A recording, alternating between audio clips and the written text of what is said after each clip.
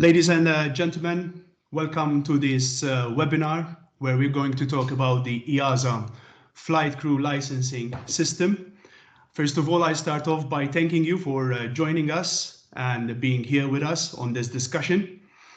This year has been an exceptional challenging year, and most of us aviators have been challenged in ways never seen before.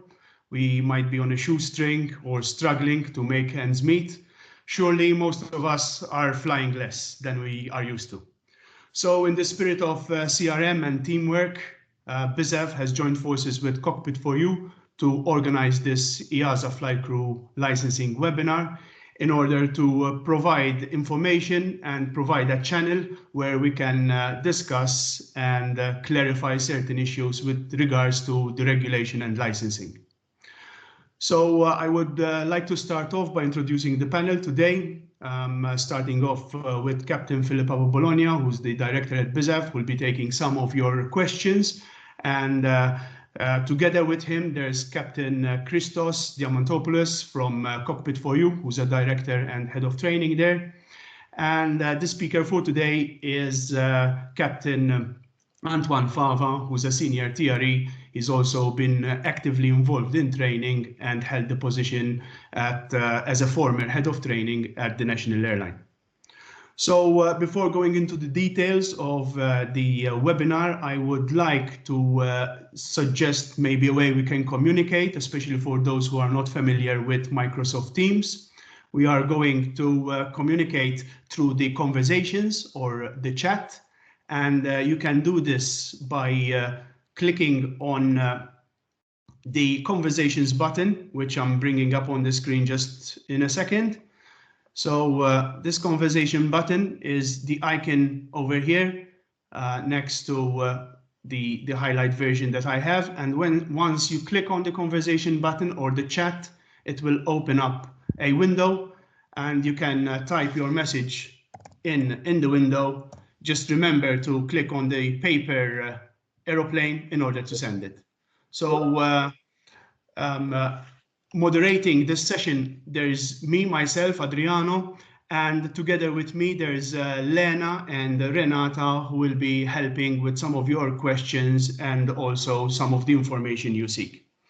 But before I pass on the mic to Antoine, I must remind you that this session is also being recorded, and this is for the benefit for those people who could not make it in time or don't have the time just now. They can follow the recording of this session on BizAv Facebook page, as we will be uploading the recording after the session.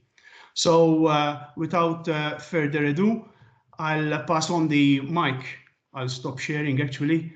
I'll stop sharing the screen and pass on the mic to Antoine for his contribution and input on flight crew licensing. Hello, Antoine. Hello, thank you for the introduction, Adriano. Good afternoon to all. I don't know if you can see my screen. Yes, your screen is visible. We have the title, and for all the listeners, if you do have any questions, put them in the chat, and then I'll pass them on to Antoine and the rest of the panel as we go along. Thanks. So, good afternoon once again. As Adriano said, we'll be talking about EASA flight crew licensing. However, I would like to dedicate the majority of this presentation with Regulation 2020-723, which was published in March 2020. It's for the benefit of those who do not have an EASA license, or maybe they have an EASA license without any ratings on it. Obviously, the law is subject to interpretation, so I might not have the answer to all the questions you might have. As Adriano pointed out, send us an email and we'll get back to you at a later date. So, as we said, the first part of this presentation is going to deal with conversion and validation of ICAO licenses. As you know, EASA do not hand out licensing. It's up to the member states within the European Union plus some other states who have an agreement with the EU, like Iceland, Norway, Switzerland, etc., that can actually deliver licensing. So let's start off with a validation of an ICAO license. And to keep things simple, at first we'll deal with some definitions, like what the skill test means, what a revalidation means, refresher, etc., because people tend to get confused. So let's start off with a skill test. The skill test is the demonstration of a skill for a license or rating issue, which might also include an oral exam. Next up is a renewal of a rating or a certificate. Basically, it's the action needed to revalidate a license which has expired, a license, a rating, or a certificate, which is different from a revalidation. Okay, we'll get back to revalidation later on. Assessment of competence is demonstration of skills, knowledge, and attitude for the initial or revalidation or renewal of an instructor or an examiner certificate. It's not a skill test, it's called an assessment of competence. A proficiency check, it's a demonstration of skill to revalidate or renew ratings or privileges. And the last one is a revalidation. A revalidation is when your rating is still current. So you are revalidating your license within the validation period.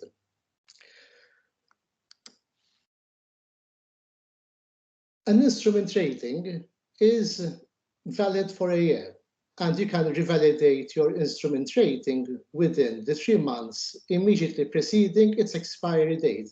If you do it outside this window, so for example, you do it 4 months before, you will get a new expiry date.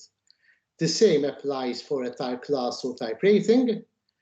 Now, a TRI rating is valid and the TRE, both are valid for 3 years, but you can revalidate it within the 12 months immediately preceding the expiry date. And in the case of a TRE, you have to also to attend standardization briefing, which is normally organized by the authority. A medical is issued for 12 months, is valid, sorry, for 12 months, and is calculated from the date of your exam. It's not like until the end, like an IR or a type rating, until the end of the month. It's valid until the day, that specific day. So to help us understand better, I like to use stories. It makes it a bit more interesting to understand. So let's meet Jack and Jill. So Jack and Jill are 2 captains who have what is known in EASA as a third country license. So they have an ICAO license, but since it's not an EASA license, it is called a third country license. So let's start off with a background on their experience and licensing. So they both have an ATPL issued in accordance with the laws of third countries. So they have been issued in accordance with Annex 1 of the Chicago Convention, dated 1944. Jack never had an EASA license, but Jill had an EASA license, but has been flying for many years in a third country, so a non-EASA, non-EU country. So let's start off with Jack, because his case is more complicated than Jill's. These are fictitious people, by the way. So Jack has the following ratings on his ICAO license. He's rated on the 330 and 350. His last proficiency check was on the 23rd of November, 2020. The IR was also done on the same day, and his license is valid until the 30th of November, 2021. That's for a year, until the end, as we saw before, until the end of the month. Jack received a job offer on a definite contract of 3 years to fly the Airbus 330 with a European airline based in Malta and its aircraft registered in Malta. And his contract is due to start on the 1st of January. So as you can see, he's pressed for time. So this is what the law says regarding a validation of a non-EU license, and you can find this in Article 4 of the regulation. So he can fly for remuneration or non-commercial operations or commercial air transport on his non-EU ICAO license. So what are the prerequisites? He has to have a valid and current non-EU license and medical. This means that his license must be valid, and even his medical certificate must be valid, and any class or type ratings must be valid also.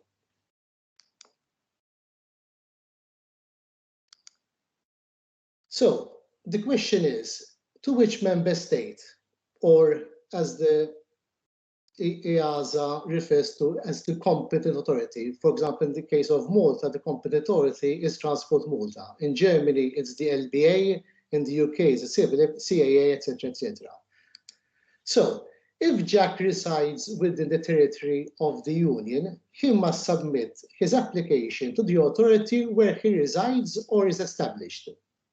Now, let us assume that Jack lives outside the EU.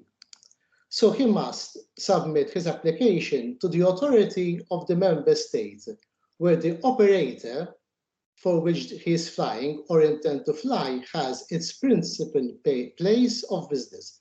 So if it's Malta, he has to apply with Transport Malta, or where the aircraft on which they are flying or intend to fly is registered. So if, for example, the AOC is in Malta, but for some reason the aircraft is registered in the UK or in Germany, he has a choice. Either he can apply for his validation here in Malta or with the German authority, with the LBA in Germany.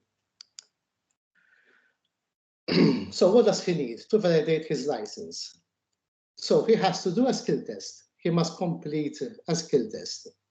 And now, if, say, for example, he's doing it here in Malta, he has to do it, and he's applying for his validation here in Malta, he has to do it in Malta, or else a TRE, and not authorized by Malta, but obviously authorized by another EU state. But in that case, the TRE who will be conducting his check needs to ask for permission from the local authority, which in this case is Transport Malta. He has also had to pass a language proficiency check. Again, every authority has its own examiners, English proficiency examiners. So the test must be done by one of these examiners, if obviously he's applying for his validation here in Malta. A medical, he will need to pass a Part 1 medical, and also another requirement is he needs to demonstrate knowledge of the relevant parts of Annex 1, which means Part FCL. Every authority has organizations that are approved by the authority to conduct these short EASA familiarization briefings. Basically, it's a short briefing on flight crew licensing. And then obviously he also needs to have an ATPL, in this case, since he is a captain, with more than 1,500 hours as a PIC on multi-pilot aircraft.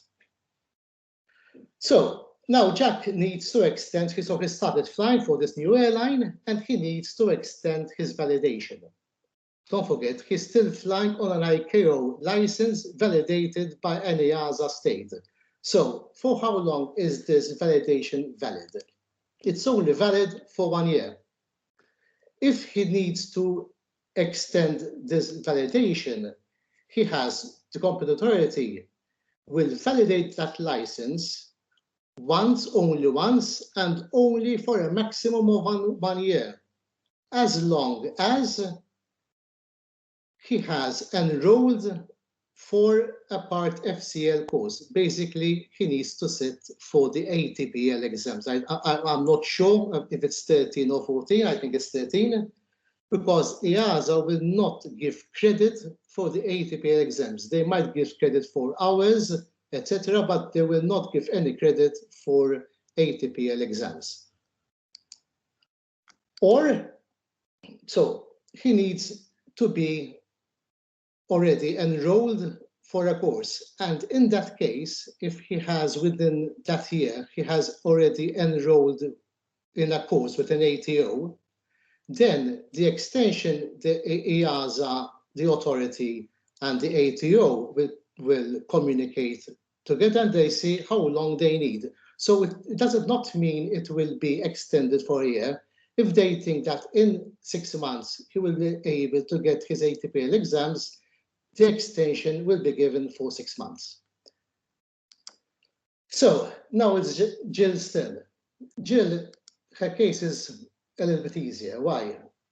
Because she has an ICAO license, but she also has an EASA license, and she's currently flying the Airbus 330 and 350 as well with a valid license, and she has an Airbus 320 rating, which has expired this August, and it's also listed on her EASA license, but obviously it is restricted to the country that she's flying. So if, for example, she's flying in, say, the UAE, it will be restricted only to UAE aircraft. So Jill also received a job offer to fly the Airbus 320 in Germany. Now, obviously, since she has an EASA license, she does not need a validation. What she needs is a conversion. Okay, so what are the conditions for acceptance of a class or a type rating? She must comply with the requirements and prerequisites for the issue of a type rating or class rating. She also needs to pass the skill test for the applicable type or class rating, is in current flying practice, and has no less than 500 hours in the case of aircraft. For helicopters, obviously is different, of flight experience as a pilot on that type of aircraft. In this case, even though her Airbus 330 is not listed on her EASA license, she can do the skill test. Obviously, she needs as well the medical, etc., but she only needs to do a skill test, and that rating is then automatically transferred to her EASA license. Feel free to send Adriano a message if you have any questions. So now let's assume that Jill would like to renew her. Yes, Adriano? In fact, we have one question so far, and okay. It is related to the Class 1 medical. Okay. Does the Class 1 medical have to be from the same state as the state which issued the rating or the license? As far as I know, no, because they share a common database. What needs to be done then is what is called a SOLI, SOLI, and the authorities communicate with each other. But an EASA medical can be done in any country, as far as I know, but I am not sure. But as far as I know, the medicals are transferred from one to another, and as long as a form, it's SOLI. I can't remember exactly what it stands. I think Philip wants to come in maybe to clarify. Yes, if the validation is applied for in that member state, then they will have to undergo an initial medical in the member state, and this is in the case of a validation. So if, for example, the application for a validation takes place in Malta, the Aeromedical Center in Malta will need to issue the initial medical in Malta. Okay, thanks, Philip. I think Daniel is quite happy with the answer. Sorry, Antoine. So I think so. It has to be done. If the application for the validation is done in Malta, also the medical needs to be done in Malta. Am I correct? I understood you well, Philip.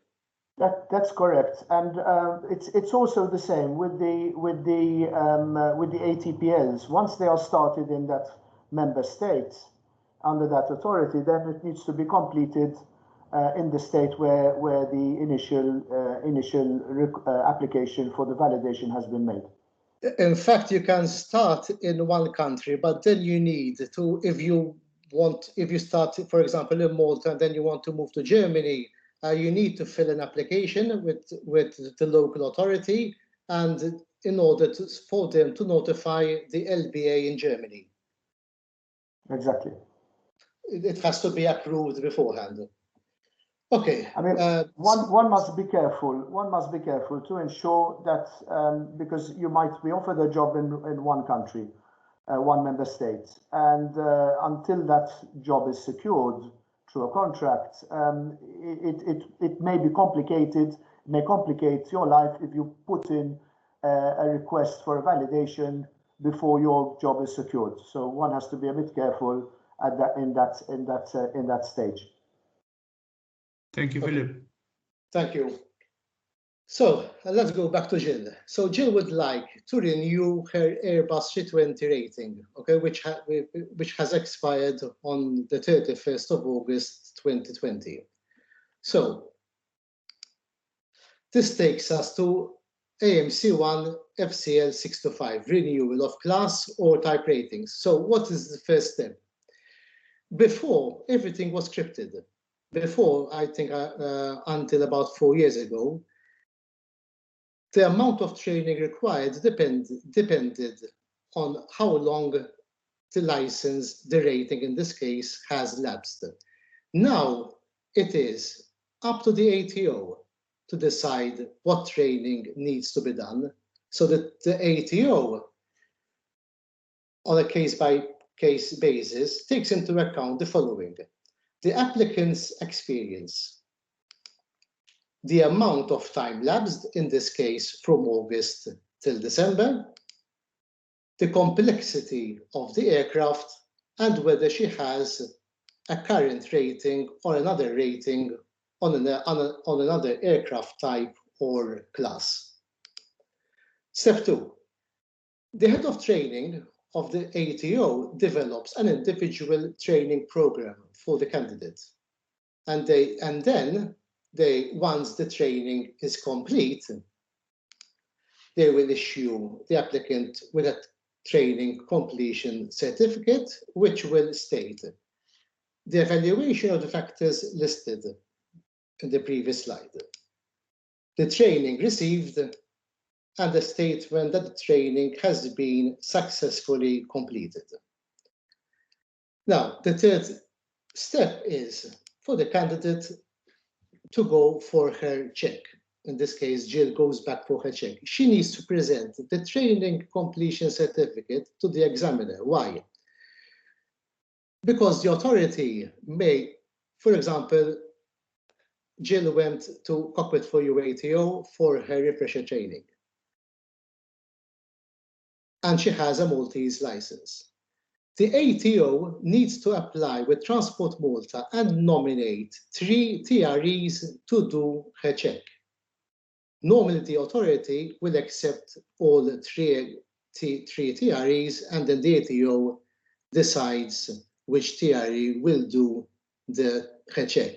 But the ATO may also decide to nominate one of its TREs. And that is why, in this case, Jill needs to present the examiner with the certificate of course completion, so that he knows that she went through a refresher training. And then once all the training is complete, the paperwork is submitted to the authority together with the examiner report form. Now, do you remember this? This is the JAA before EASA. So can you renew this license with any, so can you transfer any licenses or any ratings, excuse me, you have on a GAA rating to your EASA license? Unfortunately, no, because Transport Malta, for example, in the case of Malta, I'm not sure about other states, but the expiry date originally was in April 2018. but certain authorities, including Malta, continued converting these licenses. In the case of Malta, for example, they stopped converting GA licenses into EASA back in April 2020, last April. So any ratings you have on your GA license, unfortunately, has been lost. So let's talk about some changes now regarding IR. Before I move on with changes which happened in the past few years, do you have any questions, Adriano? Are there any questions? So far, there are no questions in the chat. So anybody who has any questions, please put it in the chat. Remember to click on that paper arrow, and we'll pass it on to Antoine. Thank you. Okay, so as from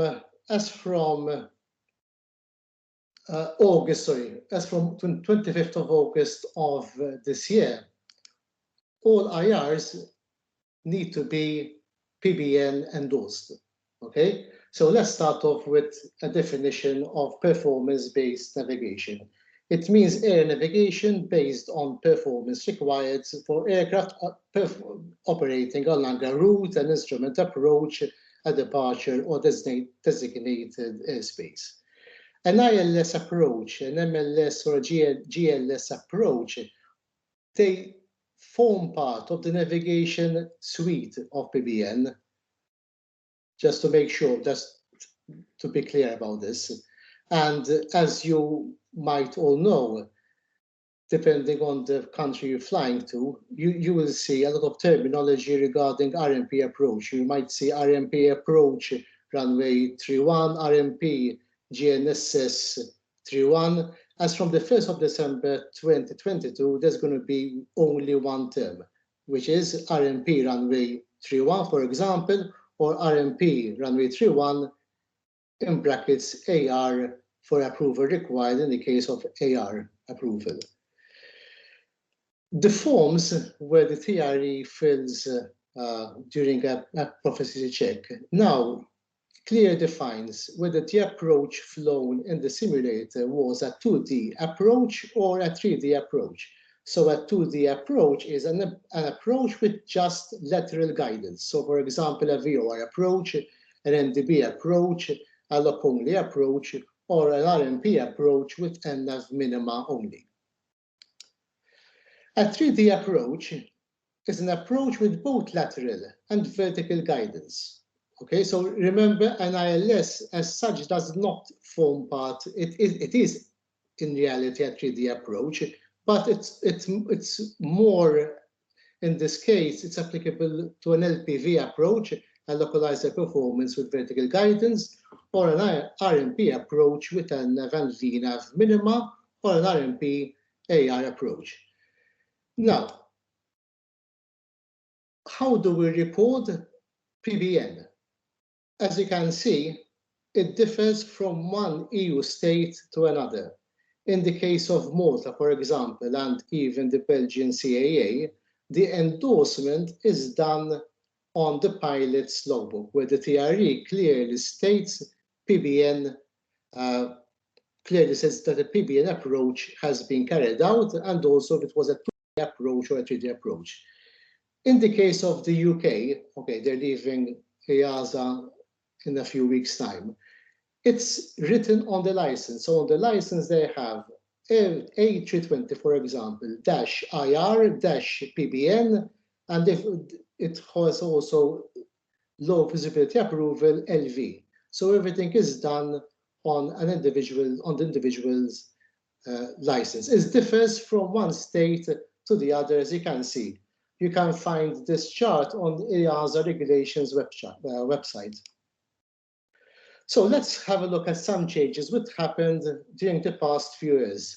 The latest, actually the last change was in this 11th of November of this year. It was decision 2020/0818018. Basically, it incorporates basic instrument training. So now the training is entirely competency-based. As you might know, EASA is moving away from the old testing and training. They're moving towards competency-based training and assessments. It makes the training more flexible. It gives more focus on general aviation pilots, etc., etc. Another change happened on the 18th of... Yeah. Yes. Antoine, before we go into this decision, there has been a question on the renewal process. Adriano, can you start again? Because I think it goes back a few slides. So it's for type ratings and the TRI ratings. Okay, so okay, I'll repeat the question. Does the renewal process for the type ratings apply also for TRI renewals? Sorry, Adriano, you're cutting off. Can you repeat the question?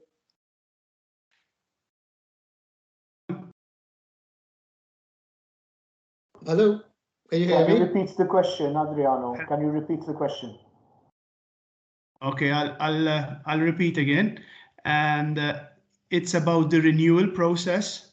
Okay. Does the renewal process apply also to TRI ratings? Yes. Again, the head of training will decide.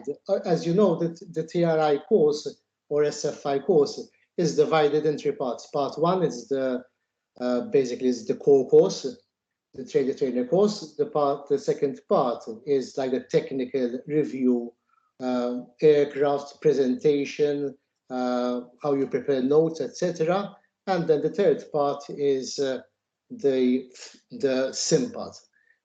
Again, yes, the head of training will decide if the candidate goes into just, for example, part 2 and part 3, and maybe he will say, look, all he needs is a one-day refresher on part 1, just to refresh the trainer course. But it's the same thing. You have to go through an ATO. Everything okay, now has to go through an ATO.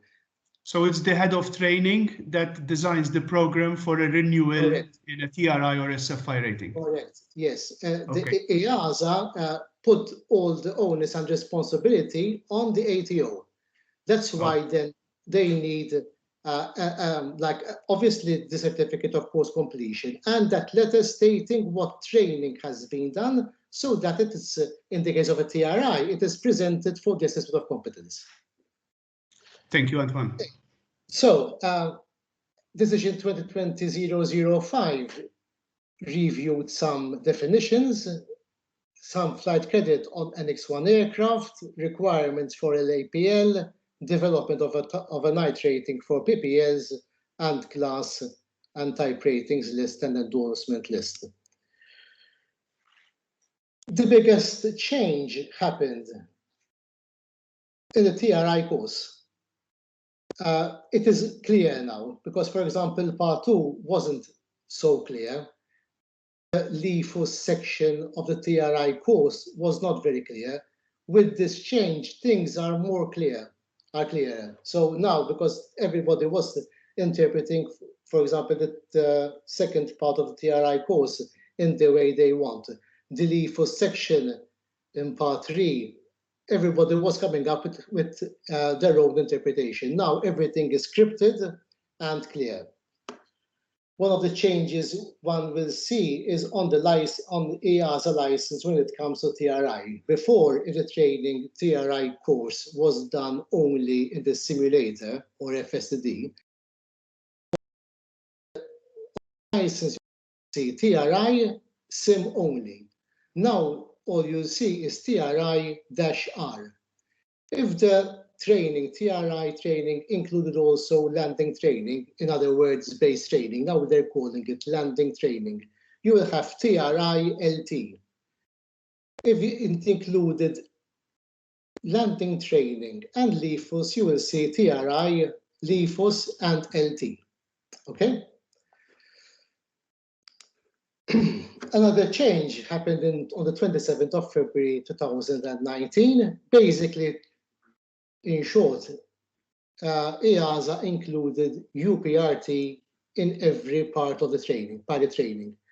If you're doing an MPL course, a CPL or ATPL, it's basic UPRT. Then it starts getting worse. So for the type rating, you need advanced UPRT. For MPL specific type ratings, advanced UPRT. For type rating courses, now there is also UPRT training. TRIs need also instructor UPRT training as well. Another decision in August 2018 updated the technical knowledge syllabus, and also there's been updating the European Commission question bank for the ATPL updated. And that is the end. If you have any more questions, let us know. So far, it's been quiet in the chat. Antoine, I think you did quite a concise, short, but very, very detailed overview on the salient points of the EASA flight crew licensing. Let me just maybe pause a little bit and wait for a couple of minutes, just if anybody has any questions that they would like to type, and they are a slow typist like myself, so they need some time. No, yes, any questions? In the meantime, Antoine. Yep. Yes. Sorry, go ahead. Go ahead. No, go ahead. It's okay. I'm just requesting control of the screen. That's all. So we'll.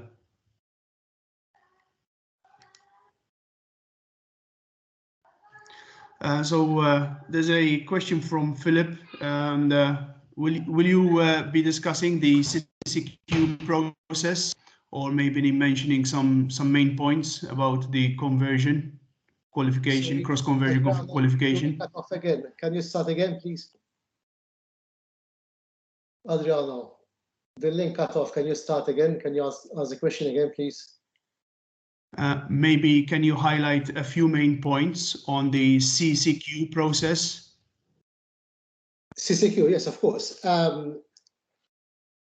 For example, if you have an Airbus 330 and you would like to have also an Airbus 320, all you need is a CCQ course. So it's an abbreviated course which includes simulator, and then the choice is whether you do base training on an actual aircraft or a sim session, which is known as zero flight time.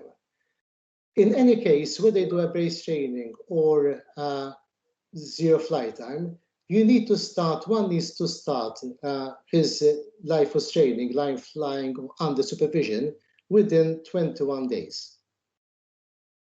Obviously, it can be extended, but then again, it's up to decide what further training one would need, maybe an extra sim session, etc., etc. But the training after the last sim session needs to be done within 21 days. Thank you. We have some new questions coming up. So Joe just asked if he's understanding correctly, the SFI rating is replaced by the TRI sim only, and that's his question. No, the SFI remains there, but it's the choice. One has a choice whether to do an SFI or a TRI. If one is current on the aircraft, then he can do a TRI course. If one is not current on the aircraft, he has to do an SFI course. Basically, the training is more or less the same. But for the TRI, if the training was done only on the simulator, then all you get is a TRI/R, which now means TRI on the sim only. You can do training on the simulator only. You cannot do LIFOS training. You can do LIFOS training if you are authorized by the airline. So you have what is known as a line training captain. So a line training captain needs not, there's no need to be a TRI to be a line training captain, but as part of the TRI course, you cannot do aircraft training on an aircraft, if obviously you have a TRI on the sim only. Thank you, Antoine. Another couple of questions coming up. So Jay just asked about, is there any news concerning the EASA license extension due to the current COVID situation? EASA license extension with regards to what, Jay, if I may ask? If you can type. Yeah, so meanwhile, whilst maybe Jay expands a little bit on his question, we have another question from Carl saying, what is the definition of the current foreign license? 90 days, or can it be valid within its annual validity? What will happen if I have 500 hours under ICAO, but I am not current? No, to validate the license from a foreign license, one of the requirements is that you need 500 hours, but you also need to be current on the aircraft in order to validate your non-EASA license, the third country license, into an EASA license. You need to be current. Current and flying on that aircraft. And is there a process for people who are not current, or they have to go the long way around? Is there a previous course for pilots who have lost their currency on ICAO license? Fortunately, I don't think so. I don't think so. Again, if you're not current, then you need to go through a refresher course. But if you don't have an EASA license, the first step is, in that case, you need to go through the EASA ATPL examinations. And I suggest that even though most of your experience with thousands of hours is a lot different from the ATPL we did in my days 25 years ago. And so it depends on the authority. For example, Malta, they give credit to pilots not to join an ATO to do their ATPL exams, but they strongly suggest, even though they give credit, they strongly suggest that you join an ATO for the ATPL exams. In fact, on their application form, you have to state which the name of the ATO you're attending the course.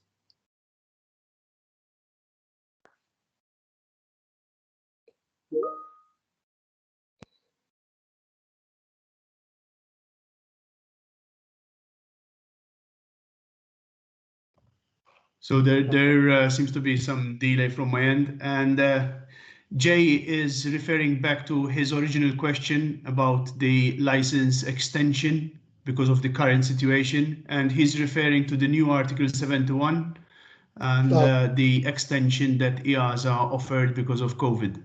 Maybe. Yes. Okay. In that case, obviously, you need to talk to the authority. If I'm jumping a bit ahead here. Maybe until when these extensions are valid? Is that your question, Jay? Because possibly that would be something that the authority comes up with. Yes. The authority. In fact, the authority every now and then they come up with what they notices, and they give updates with regards to the extensions. I think Norman is here from the authority as well, and he can confirm. But every now and then, every few months, they're coming up. And Christos, in fact, just wrote 31st of March 2021 with regards to the extensions. I don't know if Christos wants maybe to come in and expand a little bit on the... Christos. Yes, of course. I'm just listening the whole time. I just want to disturb. Yes, according to this Article 71, that's right. It came up actually on end of November, 13th of November, currently. And they really extend this, not the license, but more the type ratings, you know, to validate type ratings, TRIs, and so on, until the 31st of March, 2021. And maybe they're also thinking about to go into the June of 21. It depends on the COVID situation and so on and so on. So this article, I know this article, I have it here, I have it on the LBA webpage, but I have to see if it's in English. Otherwise, I will have a look and then we can download it or upload it, of course. for those who are interested. So this is an EASA thing, Yes. Christos, not Yes. not an LBA extension. It's within it's in the EASA. Yes. the EASA thing. Okay, good. Good to know. Thanks. Oh, I see. Lena shared already. Yeah. So In fact, it's okay. it's in German language. Okay, so. But I have a contact with Google Translate, so. All right. Possibly there is an equivalent in English as well if we look it up. And in case of Jay, if you drop us an email, we'll be able to trace the document in English if English is your preferred language and send it to you. So far, looking at the chat, there's no other questions.